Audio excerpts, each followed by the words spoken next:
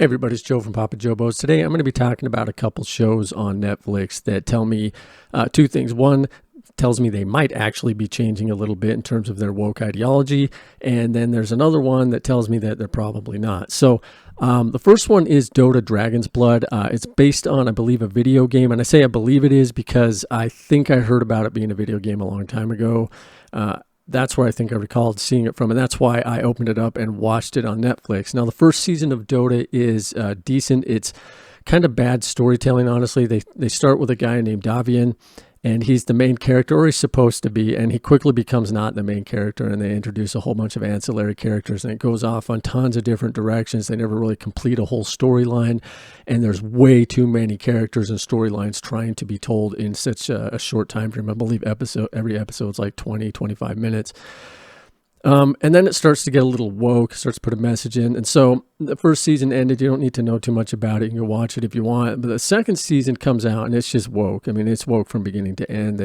It's everything you think a woke show is. That's what it becomes.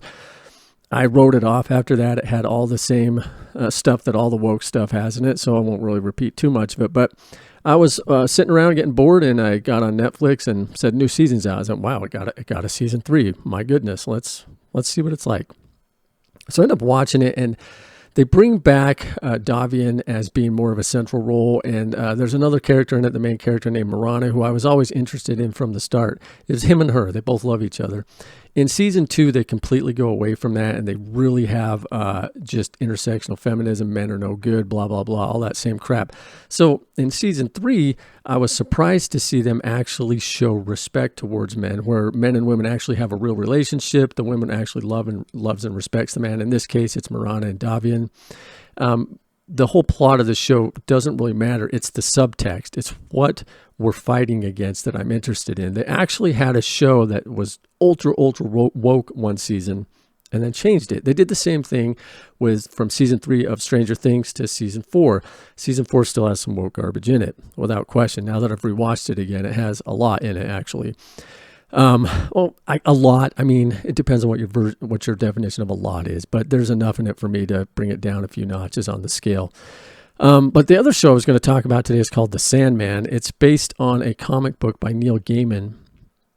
And the comic book, I didn't know it existed until I was watching the show last night. And I noticed forced diversity, intersectional feminism, just nonsensical stuff. And I was like, I wonder if this is based on something. Well, I'm going to keep watching it because there was an interesting storyline there. And the story turns to episode 3, and then they show Constantine, not John Constantine, Joanna Constantine. They completely sex changed them. And when I say sex change, I want to tell you, I'm trying to use that word now because gender is a word made up by John Money, an absolute pervert who tried to introduce that word into our vernacular for a specific reason. So you'll hear me saying that now and again, and I'm going to really try to catch myself to not say that word gender, even though I just said it. But anyway, so I get to season 3 or episode 3, and I end up pausing it, and I go, okay, this has got to be based on something. I find out that Neil Gaiman wrote it, and back in the day, none of that stuff was in there. Here's what I also found out. Neil Gaiman is a showrunner on it, and he actually made all the woke changes. He does an interview where he states, well, how would I write my comic book now instead of how it was back in the late 80s? Apparently for him, it's to go full cultural Marxist, but and being completely woke. And I'm only 2.5 episodes in, and it's just full of it. So here's the dichotomy. Here's what I'm actually dissecting here. You've got DOTA, which goes ultra woke in its second season, and then in the third season, it's a tiny bit woke, but they take a lot of it out. They actually show men being respected by women. They actually show men doing things that, men do. And I was really taken back by that and surprised. I didn't think Netflix was capable of that fully because, like I said, they changed it for in Stranger Things. They went from season 3 to season 4 and got rid of a lot of the wokeness, but not all of it. I'm curious to see what they're going to do in season 5 with that show. Back to the other 2 shows I was talking about. So with The Sandman, it's just pure woke propaganda, by the way. I don't know if you'll want to watch that garbage. It sucks because it has some really good storylines in it, some things I would be really interested in watching. But the showrunner, the creator himself of the series, intentionally went woke with it on purpose. That's what he did. So the overarching theme of this little video is Netflix changing? Probably not, to be honest with you.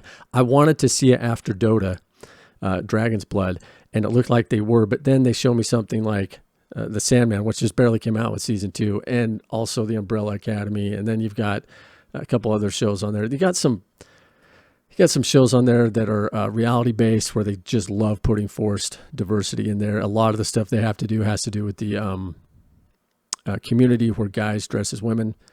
So there you go with that. You can't say the word on here. I think you get banned for it, so that's why I'm not saying it.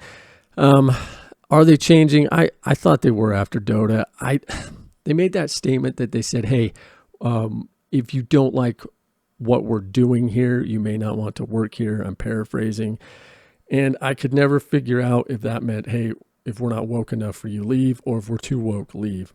I think maybe there's somewhere in the middle, and they're actually just trying to please everybody. That's maybe where they're at. But when you do that, you allow that cultural Marxist attitude to just flow right in, and it ruins everything. And it's doing that with a lot of their shows.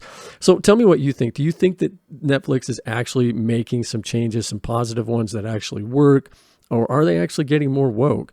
For me, I see a slight, small positive change on a scale of 1 to 10, like a 1, 1.5, where they're actually kind of changing.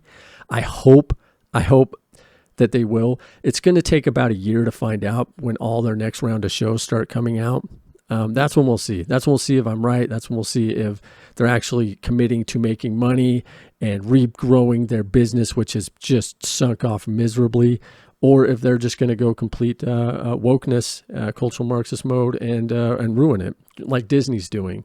Personally, I think if they keep going down this road, they're just going to keep losing more and more money, which is going to tell me that they don't care. They're going to be in the Disney model, the Disney mode, which is all about identity politics, ideology, and that wokeism that we're always talking about, because it's in everything now, and it ruins everything it touches. There's a lot of people waking up to it. You get people like Russell Brand and Bill Maher and Ricky Gervais waking up to these things. They can tell that the nonsense is happening. So tell me what you think in the comments below. Do you think Netflix is actually changing? I told you my opinion. I'm not so sure. We'll revisit this in a year and see if I was right, see where they go with this. Anyway, I appreciate you guys listening. Please give me a subscribe and hit that notify bell, and I'll see you in the next video. I'm Joe from Papa Joe Bose.